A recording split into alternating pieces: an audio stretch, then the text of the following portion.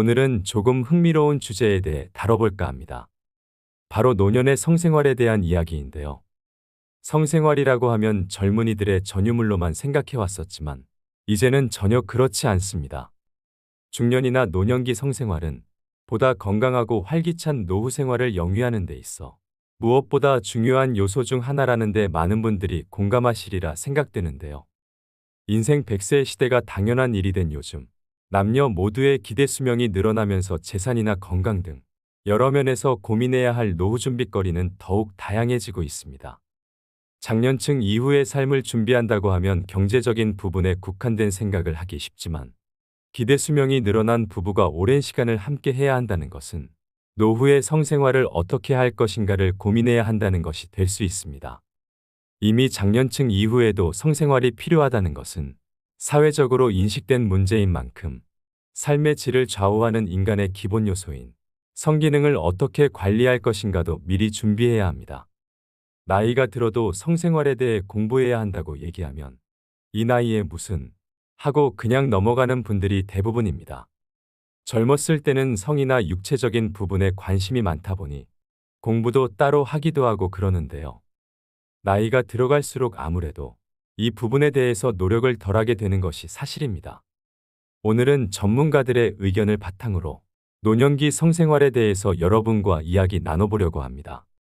체력이 점점 떨어진다고 생각되는 나이가 되면 누구나 해당되는 이야기일 텐데요.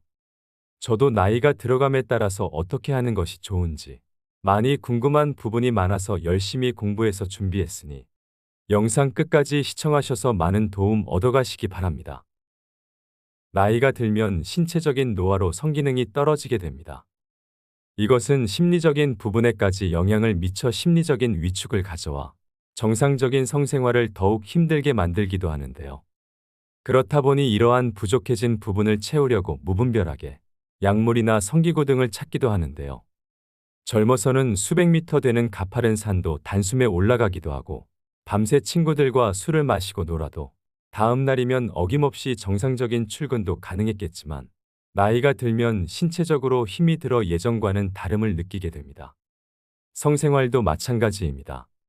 젊었을 때처럼 자주 하거나 많이 하기도 힘들어지고 오래 유지하기도 힘들다는 사실을 받아들이고 이 안에서 현명한 방법을 찾아나가야 합니다.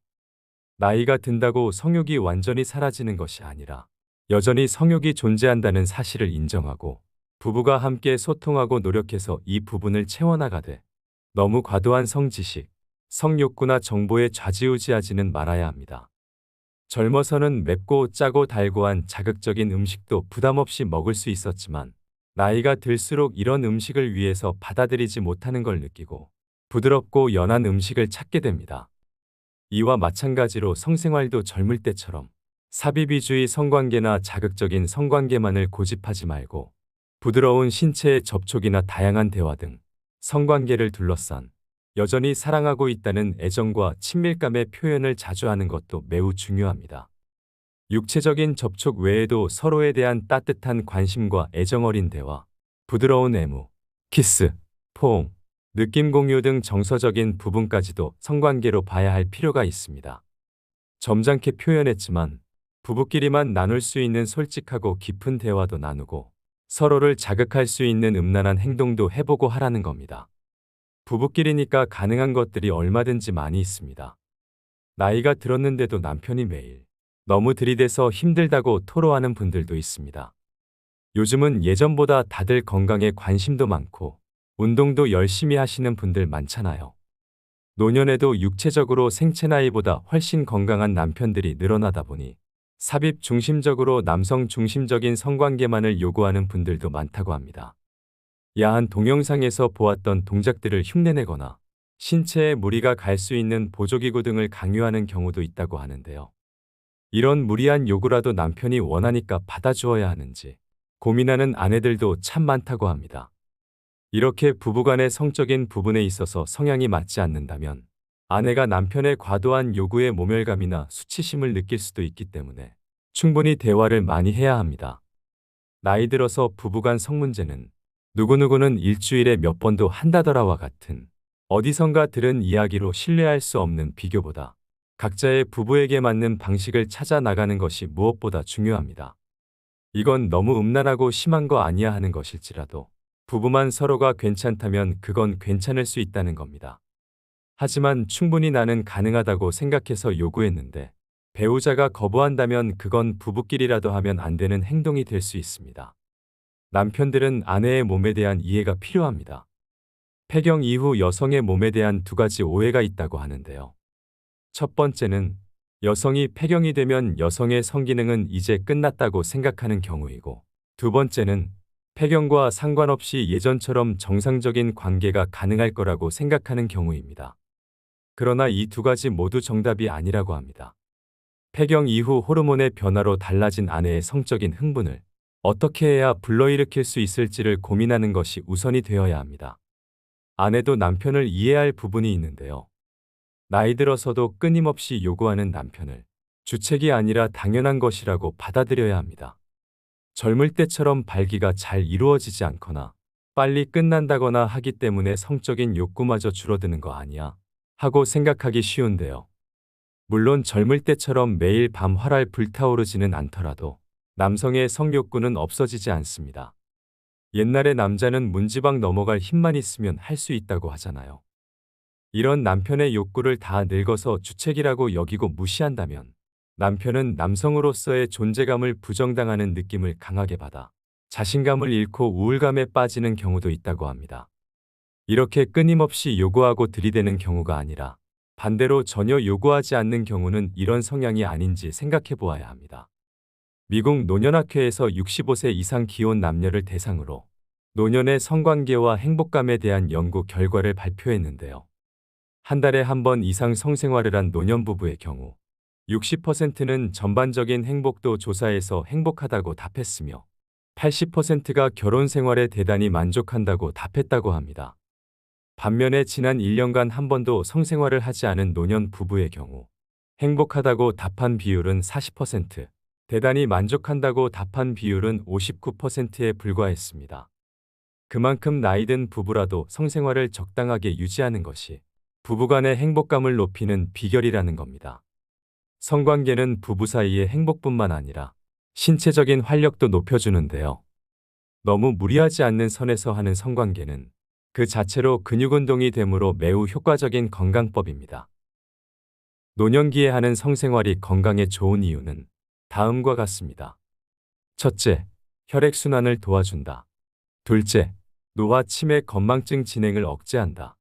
셋째, 우울증 치료에 효과적이다. 넷째, 면역 기능을 향상시킨다. 다섯째, 근육의 긴장을 풀어주어 통증을 완화시켜준다. 여섯째, 여성의 골다공증을 예방해준다. 일곱째, 여성의 자궁질환을 예방한다. 여덟째, 피부를 매끄럽게 유지해주며 젊음을 유지시켜준다. 아홉째, 남성의 발기부전을 예방해준다. 열 번째, 남성의 전립선 질환을 예방한다. 이렇게 좋은 것이 많은데 나이가 들었다는 이유만으로 포기할 수 없겠지요. 그리고 노년의 성행위는 흔히 복상사라고 하는 심장마비를 일으킬 위험이 있어 피해야 한다고 생각하시는 분들이 있는데요. 하지만 부부간의 정상적인 성관계의 경우 심장병 환자거나 발기부전 치료제를 복용한 경우라 하더라도 문제가 없다고 하니 안심하셔도 될 것 같습니다. 연구에 따르면 성생활로 인한 복상사 등의 위험이 가장 높은 사람은 심장병 환자가 아니라 익숙하지 않은 환경에서 자신보다 더 젊은 여성과 혼외정사를 갖는 남성들이라고 합니다. 한마디로 주체할 수 없는 흥분 상태가 되기 때문인데 부부 사이라면 웬만해서 이런 흥분이 일어나기는 쉽지 않다는 겁니다. 62세 A씨는 성생활에는 관심이 있었지만 발기부전으로 성생활을 못하는 시간이 길어져서 혼자 끙끙 앓다가 용기 내서 자신의 상태를 아내에게 이야기했는데 활발하고 적극적인 아내가 남편 대신 비뇨기과를 예약하고 함께 상담도 받았다고 합니다. 다행 A씨의 상태는 음경의 혈액순환이 원활하지 못해 생긴 발기부전으로 간단한 의약품 복용만으로 해결이 가능했다고 합니다. 그 이후 부부간 스킨십이나 성생활이 더 잦아지면서 제2의 신혼을 맞이했다고 합니다. 이처럼 노년의 성관계에 있어서 크게 나타나는 문제는 남성은 발기부전, 여성은 윤활액 분비가 주로 발생하는 성고통인 경우가 많은데요. 이런 문제라면 위의 사례처럼 약물이나 치료, 윤활제 사용 등으로 간단하게 해결할 수 있는 부분이니 혼자 끙끙 앓거나 망설이지 마시고 병원을 방문한다거나 빠르게 해결책을 찾기 바랍니다. 이에 더해 걷기나 달리기, 스쿼트 등 하체 운동을 꾸준히 규칙적으로 해주면 성기능 장애를 예방하는 데 효과적이라고 합니다. 또한 항문을 조여주는 케겔 운동은 요실금을 줄이고 성감을 높일 수 있다고 알려져 있으니 꾸준히 해주시면 매우 좋습니다. 노년이 되면 부부간의 성욕 차이가 분명하게 있을 수 있기 때문에 성생활을 하는 횟수나 방식에 대해 대화를 통해 정하실 필요가 있습니다. 육체적인 삽입 성교만을 성생활이라고 하는 생각에서 벗어나야 합니다. 성은 부부만의 은밀한 대화이기 때문에 부부간에 숨기지 말고 솔직하게 소통하고 서로가 받아들일 수 있는 범위 내에서 다양한 방식으로 만족을 찾을 수 있도록 해야 합니다. 오늘은 노년의 성생활에 대해 말씀드렸는데요. 미국의 배우 존 베리모어는 성생활에 대해서 아주 적은 양의 시간만을 차지하는데 엄청나게 많은 양의 곤란함을 야기하는 것이라고 재치 있게 표현했는데요. 그만큼 절제와 노력이 필요한 부분이라는 것입니다. 여러분은 만족스러운 성생활을 유지하기 위해 부부간에 서로 배려하고 이해하여 보다 건강하게 누리시길 바랍니다. 노후에도 당당하고 활기찬 성생활을 유지하셔서 더욱 건강하고 행복한 노후의 시간을 가꾸어 나가시길 소망하겠습니다. 이상으로 시니어를 위한 모든 것, 시니어 톡톡이었습니다. 더 유익한 내용으로 찾아오겠습니다. 오늘 내용이 도움이 되셨다면 구독과 좋아요 부탁드립니다. 감사합니다.